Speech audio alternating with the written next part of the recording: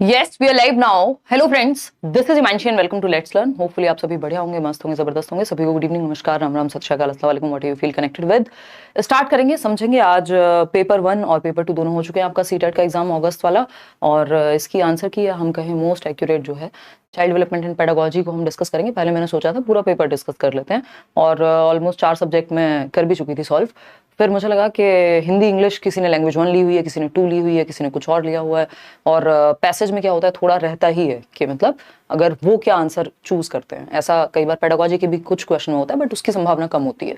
तो फाइनली अभी मैंने यही कंक्लूजन निकाला है कि सिर्फ सीडीपी डिस्कस करते हैं पेपर 1 और पेपर 2 का, जो कि 99.9% या 99% तो एटलीस्ट रहता ही है. एक आध क्वेश्चन में कभी कभार हो जाए तो हो जाए, वो इतना ईश्वर नहीं बनना चाहिए कि बिल्कुल होता है. जनरली हर साल ऐसा ही होता है कि 30 में से 30 क्वेश्चन वही आते हैं ऑफिशियल आंसर की में, बट फिर भी संभावना हमेशा रखनी चाहिए.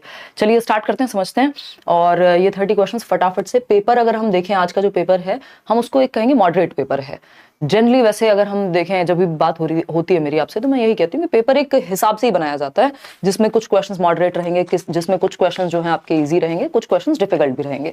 तो अगर आज का पेपर देखें तो ऑनलाइन और ऑफलाइन का मिक्सचर जैसा है. थोड़ा सा लेंदी है, लैंग्वेज का काफी प्रयोग किया गया है, जो थोड़ी सी लेंदी है लैंग्वेज, बट ईवीएस में भी कुछ क्वेश्चन साइंस वाले डाल दिए हैं, जो कि इनका नेचर ही बन गया 4-5 क्वेश्चन. इसके अलावा पेडागोजी एकदम ठीक है, बाकी क्वेश्चन एकदम ठीक हैं. तो कहेंगे कि जिन्होंने तैयारी अच्छे से की है, रट्टाफिकेशन से मामला चलेगा नहीं, है ना. तो स्टार्ट करें आज का सेशन फटाफट से. और इसके बाद आपका 10:15 पे है पेपर 2 का सेशन, आज ही इसको फटाफट से कर लेंगे. सीडीपी करानी होती तो मैं कब का आपको खत्म करा चुकी होती, बट मेरा मूड था पूरा पेपर कराऊं. फिर अंत तक जाते जाते लैंग्वेज वाले सेक्शन को देख के मैंने सोचा नहीं, सिर्फ सीडीपी करते हैं, क्योंकि उसमें संभावना रहेगी. और आप लोग भी फिर जब तक आंसर की नहीं आएगी परेशानी रहेंगे, तो अगले 10 से 15 दिन में आई जाती है आंसर की, तो वो उसके लिए थोड़ा सा इंतजार करेंगे, क्योंकि लैंग्वेज थोड़ी सब्जेक्टिव होती है. आधा अधूरा करके कोई फायदा नहीं है. क्वेश्चन नंबर 1 देखिएगा फटाफट से. ये पेपर 1 है सीडीपी. अगर हम देखें क्वेश्चन नंबर 1 में, तो as per Lev Vygotsky dash, कोई इन्होंने ना एनसीएफ पूछा, ना एनईपी पूछा, ना आरटीई, है ना, उस तरह के क्वेश्चंस हैं ही नहीं इस बार अगर आप देखेंगे.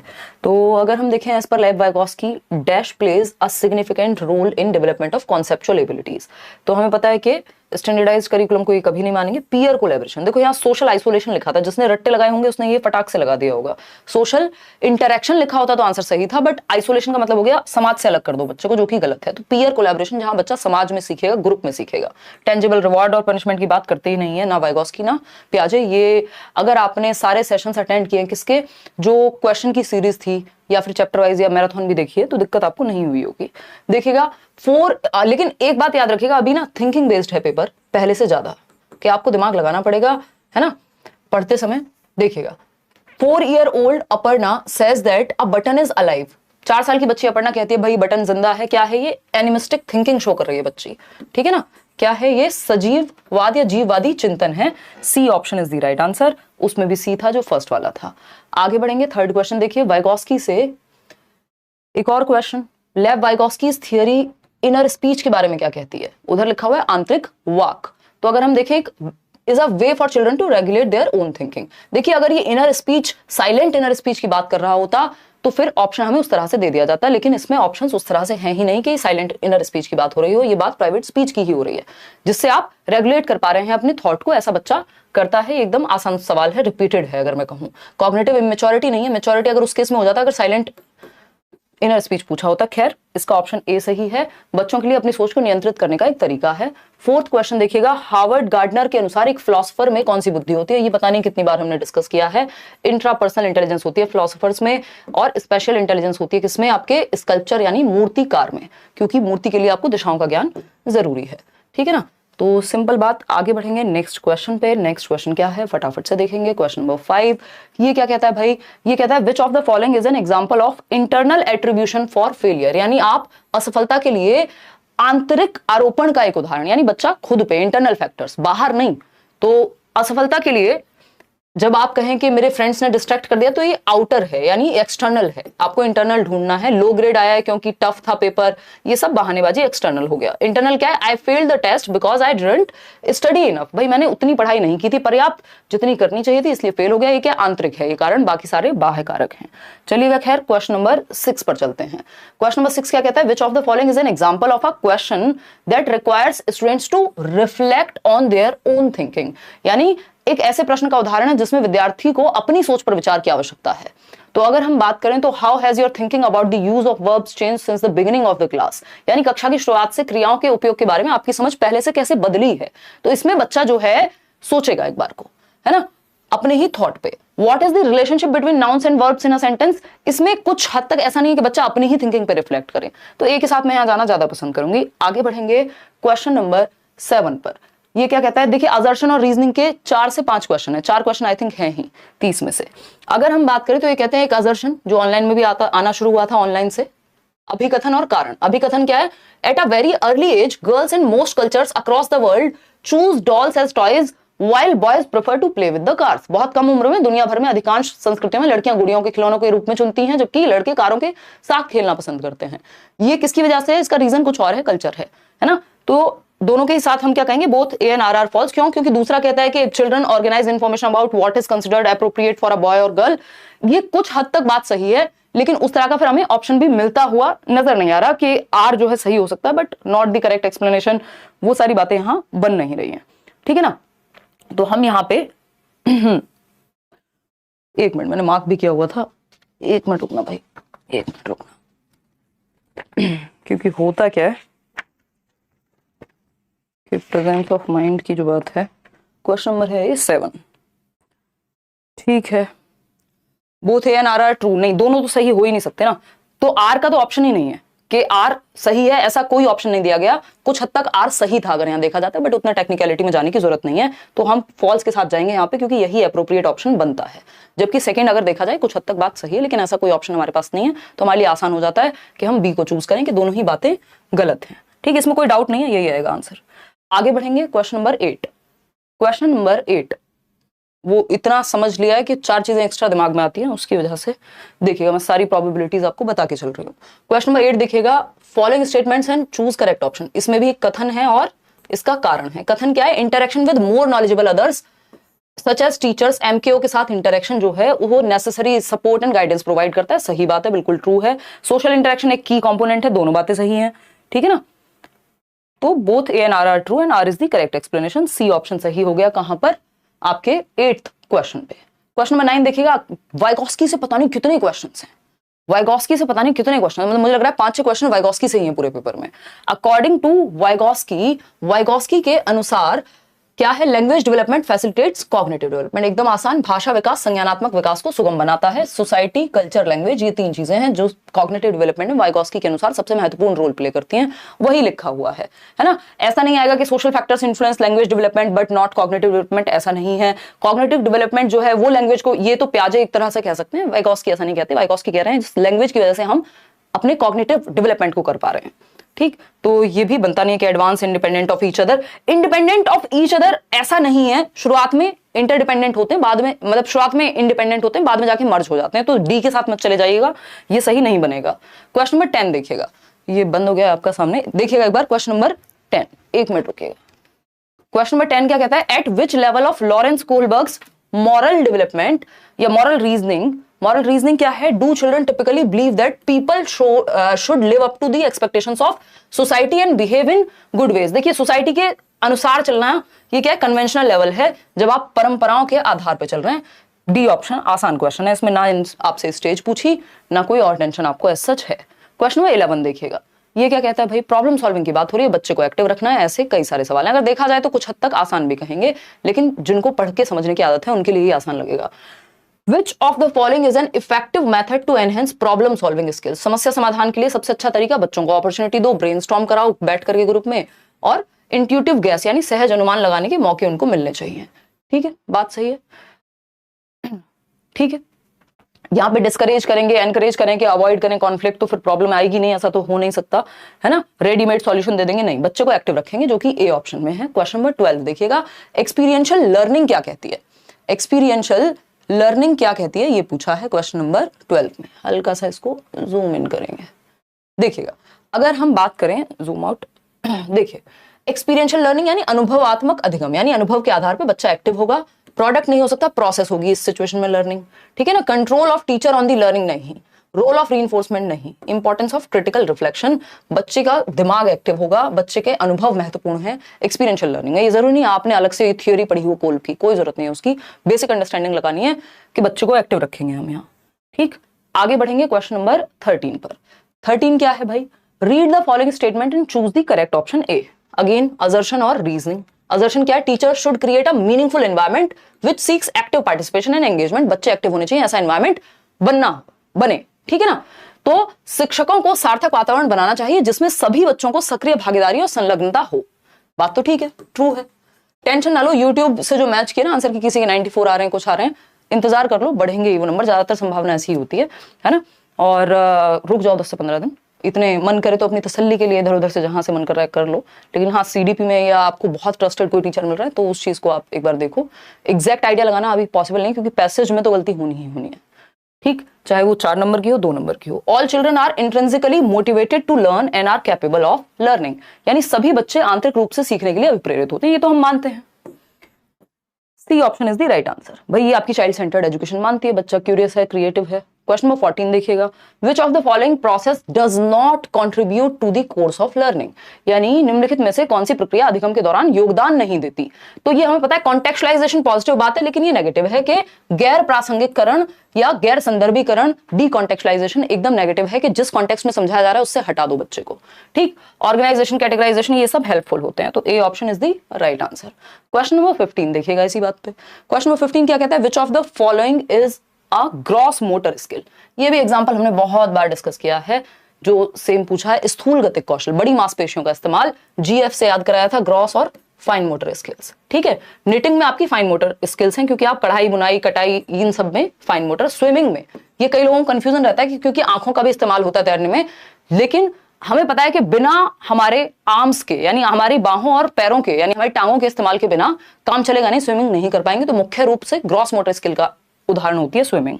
आगे बढ़ेंगे, क्वेश्चन नंबर 16 देखेंगे फटाफट से। Physical growth and development follow the dash and dash principles of. देखिए फिजिकल ग्रोथ एंड डेवलपमेंट पूछा है क्योंकि, तो हमें जाना पड़ेगा सेफेलोकॉर्डल एंड प्रॉक्सिमोडिस्टल के पास, बाकी सारे इसके साथ जा नहीं रहे क्योंकि ये फिजिकल ग्रोथ एंड डेवलपमेंट की बात हुई है। ठीक है, तो पहले सर से पैर और ये प्रॉक्सिमोडिस्टल, सी ऑप्शन। क्वेश्चन नंबर 17 देखिएगा एक बार। क्वेश्चन नंबर 17 क्या कहता है भाई, in early childhood growth dash and, ये अच्छा क्वेश्चन बना दिया इन्होंने, in early childhood growth dash and thinking is dash, while in middle childhood growth is dash and thinking is dash। तो अब यहां पे क्योंकि हमारे पास फास्ट का कोई ऑप्शन नहीं है, जबकि अर्ली चाइल्डहुड में आपकी ग्रोथ फास्ट होती है, लेकिन इन्होंने किस एस्पेक्ट में पूछा है, इन्फेंसी से तो धीरे होगी ना, ठीक है ना। तो अगर हम यहां पे देखेंगे तो हम कहेंगे कि हाँ ठीक है जी स्लो होगी। वाइल इन मिडिल चाइल्डहुड कैसी जो थिंकिंग होगी आपकी, समवॉट ईगोसेंट्रिक, बिल्कुल सही बात है। स्टडी एंड लॉजिकल कहां पे, ग्रोथ एंड, एक मिनट रुकिएगा, इसको ठीक बनाना पड़ेगा। In early childhood growth is study, यानी कुछ हद तक स्थिर है, चलो ठीक है मान लिया। And thinking is somewhat egocentric, better है, ठीक है। फिर क्या लिखा है, in middle childhood growth slows, हाँ ये तो होता है, ये इस बात को हम बिल्कुल मानेंगे क्योंकि आपके मोटर डेवलपमेंट में एक्टिविटी आ जाएगी। और थिंकिंग इज लॉजिकल, कुछ हद तक हम कहते हैं लॉजिक यहीं आ जाता है। अर्ली यहाँ मिडिल चाइल्डहुड का मतलब लेटर चाइल्डहुड से है, ये मान के चलना होता है हमें, ठीक है ना। तो ये बात तो ठीक लग रही है। अब बात आती है शुरू के, समवॉट ईगोसेंट्रिक, ये बात भी एकदम सही है, समवॉट ईगोसेंट्रिक। और स्टडी है, स्थिर है, ये पूरी तरह से कहना सही है गलत है उस पर नहीं जाएंगे, क्योंकि वो किसके आधार पे इन्होंने पूछा है। अगर इन्फेंसी के आधार पे पूछेंगे तो हम कहेंगे पहले से कम हो रही है, प्रीनेटल के आधार पे पूछेंगे तो इन्फेंसी में कम हो जाएगी, तो वो कंपैरेटिव बात है, उस पर बहुत ज्यादा टेंशन वाली बात है नहीं। सी के साथ जाएंगे यहाँ पे हम। आगे बढ़ेंगे नेक्स्ट क्वेश्चन पे। नेक्स्ट क्वेश्चन क्या है, क्वेश्चन नंबर है 18। One of the main characteristics of pre operational stage according to Jean पियाजे। प्री ऑपरेशनल बोले तो 2 से 7 वर्ष, ठीक है। Tendency to focus on one aspect, बच्चे का ध्यान एक एस्पेक्ट पे है और बाकी सिचुएशंस को वो साइड कर देता है, नेग्लेक्ट कर देगा, तो ये सेंट्रेशन है। ट्रांसडक्टिव जो है वो रीजनिंग के एस्पेक्ट में होता है कि वो चांद को बॉल समझने लगेगा, वो सही हो सकता था कुछ हद तक, बट जिस तरह से पूछा है तो आंसर आपका सेंट्रेशन ही बनेगा। चलिए खैर आगे बढ़ेंगे। क्वेश्चन नंबर 19 देखिएगा। क्वेश्चन नंबर 19 क्या कहता है भाई, ये कहता है what is the main goal of assessment for learning. सीखने के लिए आकलन, सीखने के लिए आकलन फीडबैक के लिए होता है, ये हम सबको पता है।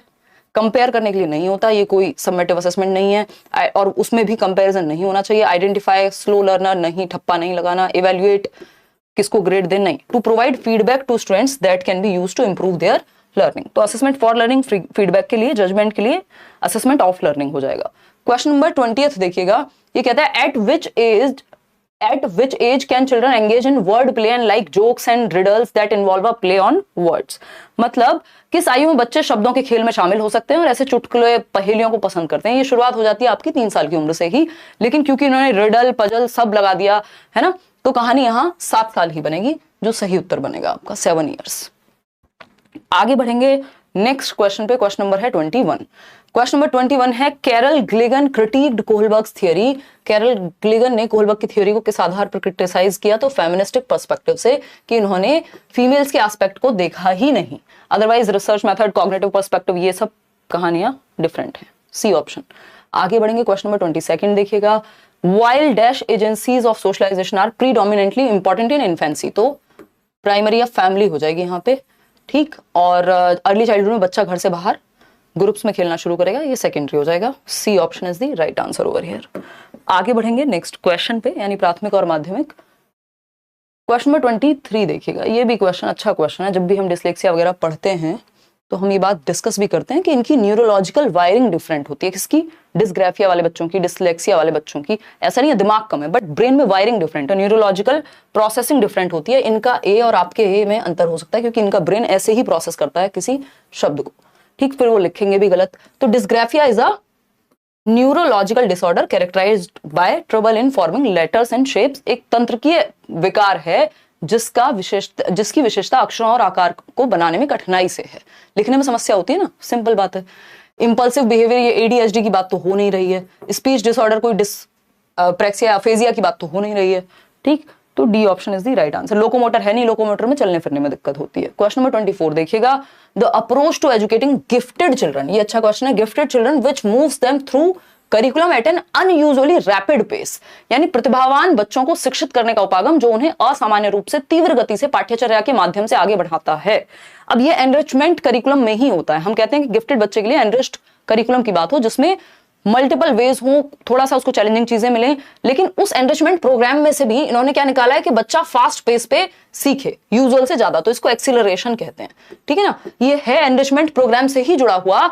इसमें आंसर ये चाहें तो 3 और 4 दोनों दे सकते हैं, बट एग्जैक्ट एक्यूरेट की अगर हम बात करेंगे, जो इन्होंने पूछा है उसके अनुसार आंसर होगा त्वरण, यानी गतिवर्धन, एक्सीलरेशन, जो कि एनरिचमेंट प्रोग्राम का ही एक हिस्सा होता है, ठीक है ना। तो पॉसिबिलिटी है, बट मुझे लगता नहीं जिस तरह से इन्होंने पूछा है ये डी पे ही जाएंगे। अदरवाइज आंसर तीनों, थर्ड और फोर्थ दोनों सही हो सकते हैं, बट जो एग्जैक्टली पूछा है वो एक्सीलरेशन ही बनेगा उसका आंसर। तो D option is the right answer. आगे बढ़ेंगे क्वेश्चन नंबर 25, और इसमें बहुत लोगों को कंफ्यूजन हुई होगी क्योंकि बहुत क्लोज आंसर था। Which of the following is a typical characteristic of students having autism? Autism पे पता नहीं, जब हमने क्वेश्चंस डिस्कस किए हैं, खूब डिस्कशन हुआ है, बार बार रिपीट करते हैं बच्चे, है ना। फ्रिक्वेंट रिपीटेटिव बिहेवियर, और इनको दिक्कत होती है सोशल सेटिंग्स में। तो ये बात तो एकदम क्लियर ही है, डी ऑप्शन, ठीक। एडवांस नहीं होता, सोशियो इमोशनल सुपीरियर नहीं फील करते, कम्युनिकेशन तो और खराब होता है, उसमें दिक्कत होती है इनको। D option is the right answer. Question number 26 देखिएगा, क्या पूछा है क्वेश्चन नंबर 26 में, देखते हैं एक बार। Teachers are working towards inclusive education. कौन सा क्लासरूम होगा जहां inclusive education? Create curriculum adaptations, हाँ भाई ठीक है, अडेप्ट कर रहे हैं। डाइवर्स पर्सपेक्टिव रख रहे हैं, ठीक है। ओन इम्प्लिसिट बायस, टीचर के खुद के बायस को भी वो एक बार झांक लेता है, कहीं ऐसा तो नहीं बच्चे के साथ वो गलत कर रहा हो जो उसको लगता हो गलत है ही नहीं, है ना। फिर आता है सी, डाइवर्सिटी एज एन ऑब्स्टेकल, ये गलत है। विविधता कोई बाधा नहीं है बल्कि अवसर है। तो फर्स्ट सेकंड थर्ड कहीं तो होगा ही सी ऑप्शन, ठीक है ना, कोई इसमें दिक्कत वाली बात ही नहीं है, आसान से सवाल है। आगे बढ़ेंगे क्वेश्चन नंबर 27 देखिएगा। क्वेश्चन नंबर 27 क्या कहता है भाई? Variability in learning styles of students, यानी सारे बच्चे सेम तरीके से नहीं सीखते, विद्यार्थियों की सीखने की शैलियों में विविधता होती है। किसी को देख के सीखना पसंद है, किसी को पढ़ के पसंद है, किसी को सुन के पसंद है। Should be seen as a barrier and hindrance to teaching learning, hindrance नहीं हो सकता। हमने बात भी की हुई है ना कि 65% लोग देख के विजुअल लर्नर्स होते हैं, 30% लोग सुन करके, और काइनेस्थेटिक होते हैं 5% लोग, ठीक है ना। तो वेरिएबिलिटी है, किसी को ग्रुप में पढ़ना पसंद होगा, किसी को अकेले पढ़ना पसंद होगा। अब ये क्या है? शुड बी वैल्यूड, इस चीज को वैल्यू किया जाना चाहिए, और ह्यूमन बिहेवियर में डाइवर्सिटी होती है, विविधता होती है, इस तरह से देखा जाना चाहिए। इग्नोर नहीं करेंगे, कंसिडरेशन में ही नहीं लेंगे, ये सब बेकार की बातें हो जाएंगी। B option is the right answer. Question number 28 देखिएगा, एक और क्वेश्चन आपके सामने। असर्शन और रीजनिंग वाला। ये क्या कहते हैं, ये कह रहे हैं रीड द फॉलोइंग, ओके कर लिया रीड। असर्शन कथन क्या है, to facilitate critical thinking among learners teacher should expose them to diverse situations and differing perspective. बिल्कुल सही बात है, अलग अलग पर्सपेक्टिव और डाइवर्स सिचुएशन के सामने बच्चों के रखनी चाहिए। अगर हम चाहते हैं कि बच्चों के अंदर क्रिटिकल थिंकिंग आए, क्रिटिकल थिंकिंग क्या है, किसी भी बात को जस्ट मान नहीं लेना है, उसके हर पक्ष को देखना है, समझना है, एनालाइज करना है, क्वेश्चन करना है, रिफ्लेक्ट करना है, सारी बातें ठीक है। रीजन क्या है इस चीज का, students learn and enrich their abilities to think critically and creatively as they engage in conversations across differences. उनका दिमाग क्रिटिकली चलना शुरू होता है जब वो डिफरेंट लोगों को देखते हैं, बात करते हैं, डिफरेंसेस पे चर्चा होती है, जो उनका पक्ष सिर्फ वही सही है ऐसा नहीं होगा। तो बात एकदम ये भी सही है। तो both A and R are true कहीं दिख रहा है and R is the correct explanation. C option is the right answer over here. ठीक है जी, आगे बढ़ेंगे। क्वेश्चन नंबर 29 देखिएगा, the primary goal of learning should be, यानी सीखने का मुख्य उद्देश्य क्या होना चाहिए, समालोचनात्मक चिंतन का विकास, क्रिटिकल थिंकिंग डेवलप हो जाए, बच्चे को सोचना आ जाए, हर एक पक्ष पे वो सोच पाए। ये तो आपकी एनईपी भी कह ही रही है ना, 21st सेंचुरी स्किल्स में सबसे महत्वपूर्ण है क्रिटिकल थिंकिंग। ठीक है, रटना, मेमोराइजेशन, रोट लर्निंग, कंपीट करते रहो पीयर्स के साथ, बकवास बातें। ए ऑप्शन सही है। लास्ट क्वेश्चन है, children learn more effectively if a concept proceeds from, यानी सबसे प्रभावी ढंग से बच्चे तब सीखेंगे यदि कोई अवधारणा, कोई कॉन्सेप्ट, कोई टॉपिक कैसे रैशनल से अनुभवजन्य नहीं, अनुभवजन्य से तर्कसंगत की ओर जाएगा, एम्पेरिकल से रैशनल की ओर जाएगा, तब सही होगा। ऐसा नहीं है कि पहले आपने तर्क दे दिया या बता दिया कि ये ऐसे होता है और बाद में अनुभव किया बच्चे ने। अनुभव से तर्क की ओर जाना चाहिए। जेनेरिक टू स्पेसिफिक या जनरल टू स्पेसिफिक, सामान्य से विशिष्ट की ओर, सिंपल टू कॉम्प्लेक्स, सरल से जटिल, बिल्कुल सही बात है। कॉन्क्रीट टू एब्स्ट्रैक्ट होना चाहिए था, एब्स्ट्रैक्ट टू कॉन्क्रीट नहीं। इस तरह का एक क्वेश्चन कुछ दिन पहले कराया था, सिंपल टू कॉम्प्लेक्स होना चाहिए था, इस सब उल्टा दे दिया है। तो B option is the right answer. ये थे आपके 30 सवाल। होपफुली आपको ये 30 के 30 सवाल क्लियर हुए होंगे और मेरी बिल्कुल ऐसी उम्मीद है और विश्वास है कि 30 का 30 का आंसर जो है आपको ऐसे ही अपने पेपर में देखने को मिल जाए, जो फाइनल आंसर की आएगी ऑफिशियल, है ना। एक आध क्वेश्चन अगर हो जाए तो हो जाए जिसमें ये कंसीडर कोई और ऑप्शन कर रहे हैं, अदरवाइज मोस्ट एक्यूरेट है, कोई दिक्कत आपको होती नहीं है। सालों साल पुराने भी आप उठा करके देख सकते हैं। आउट ऑफ 30 कितने बन रहे हैं वो आप कमेंट्स में बता देंगे।